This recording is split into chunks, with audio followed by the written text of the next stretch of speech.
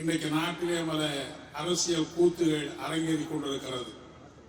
ஒரு கட்சியினுடைய பொதுக்குழு கூட்டம் நடக்கிற போது அந்த தலைவர் அறிவிக்கிறார், இது நான் உருவாக்கிய கட்சி, இங்கே நான் சொல்லுவதை தான் எல்லாரும் கேட்க வேண்டும். அப்படி யாராவது நான் சொல்வதை கேட்காவிட்டால் அவர்கள் இந்த கட்சியை விட்டு, இந்த அரங்கத்தை விட்டு வெளியே போய்விடலாம் என்று பேசுகிற காட்சிகளை ஊடகத்திலே நாம் பார்த்து கொண்டிருக்கிறோம். ஆனால் மார்க்சிஸ்ட் கம்யூனிஸ்ட் கட்சியை பொறுத்தவரையில் யாரோ ஒருவருக்கு சொந்தமான கட்சி அல்ல. லட்சக்கணக்கான உழைப்பாளி மக்கள் தங்கள் உதிரத்தை சிந்தி வளர்த்திருக்கிற ஒரு கட்சி என்கிற நிலையில் இப்படி பல தனிநபர்களை சார்ந்திருக்கிற அரசியல் கட்சிகள் என்ன சாதிக்க போகிறார்கள் என்றுதான் இந்த நேரத்தில் நான் கேட்டுக்கொள்ள விரும்புகிறேன். அதே மாதிரி இன்னொரு அரசியல் தலைவரை பார்த்தால் நான் சவுக்கால் அடித்துக் கொள்வேன் என்கிறார். திமுக ஆட்சியை அப்புறப்படுத்துகிற வரை செருப்பு போட மாட்டேன் என்கிறார். 48 நாட்களுக்கு நான் விரதம் இருந்து ஆறுபடை கோயில் முருகர் பெருமானுக்கு சென்று முறையிட போகிறேன் என்று சொன்னார். நல்ல வேளை அவர் செருப்பு போட மாட்டேன்னு அறிவிச்சார். ஒருவேளை வேட்டி கட்ட மாட்டேன்னு அறிவித்தவர் தான் நாடு ரொம்ப விபரீதமாக போயிருக்கும். எனவே என்ன அரசியல் நடக்கிறது என்றே நம்மாலே புரிந்து கொள்ள முடியவில்லை. பாரதிய ஜனதா கட்சி, நம்முடைய தலைவர் அண்ணாமலை அவர்கள் இன்றைக்கு ஏதோ தமிழ்நாட்டை தன்னுடைய களமாக மாற்றுகிற முயற்சியிலே அவர் ஈடுபட்டிருக்கிறார். அருமை தோழர் பாலபாரதி அவர்கள் அண்ணா பல்கலைக்கழகத்திலே அந்த மாணவிக்கு இழைக்கப்பட்ட கொடுமையை பற்றியெல்லாம் மிக அழகாக இங்கே எடுத்து சொன்னார். அப்படிப்பட்ட பெண்கள் மீதான பாலியல் கொடுமை நடக்கிற போது அதை தட்டி கேட்கிற உரிமை எல்லாருக்கும் இருக்கிறது.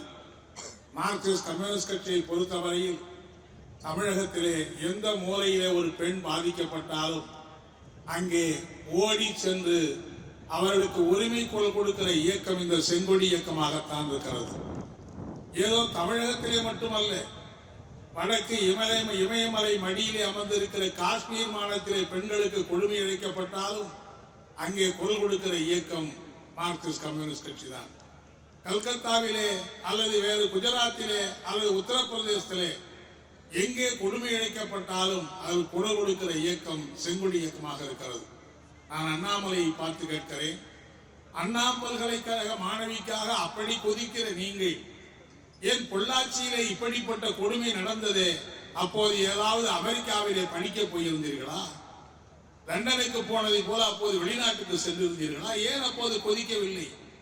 பொள்ளாச்சி கொடுமை வந்து தமிழ்நாடே கொந்தளித்துக் கொண்டிருக்கிற போது நீங்கள் அதிமுகவோடு கூட்டணி பேசிக் கொண்டிருந்தீர்கள், கூட்டணி இருந்தீர்கள். ஆகவே பொள்ளாச்சியை பற்றி பேசவில்லை. அன்றைக்கு ஆட்சியை கலைக்க வேண்டும் என்று நீங்கள் கோரவில்லை. எனவே உங்களை பொறுத்தவரையிலே பாதிக்கப்படுகிற பெண்களுடைய மீது இழுக்கப்படுகிற கொடுமை முக்கியம் அல்ல, உங்களுக்கு அரசியல் தான் முக்கியமாக இருக்கிறது, ஆட்சி தான் முக்கியமாக இருக்கிறது. எனவே இப்படிப்பட்ட சூழ்நிலையில் தமிழ்நாட்டிலே பாஜக முயலுகிற அந்த முயற்சிகளை ஒருபோதும் நாங்கள் அனுமதிக்க மாட்டோம். RSS பாஜகவினுடைய முயற்சி தமிழகத்திலே வெற்றி பெறாது. ஒரு காலத்திலே அமையா தமிழிசை சவுந்தரராஜன் தமிழ்நாட்டிலே தாமரை மலரப்போகிறது என்று அவர் ஆராதனை பண்ணி கொண்டிருந்தார். ஆனால் அவர் தலைவராக இருக்கிற வரை தமிழ்நாட்டிலே தாமரை மலரவில்லை. அது கருகி போன காட்சியைத்தான் நம்மாலே பார்க்க முடிகிறது.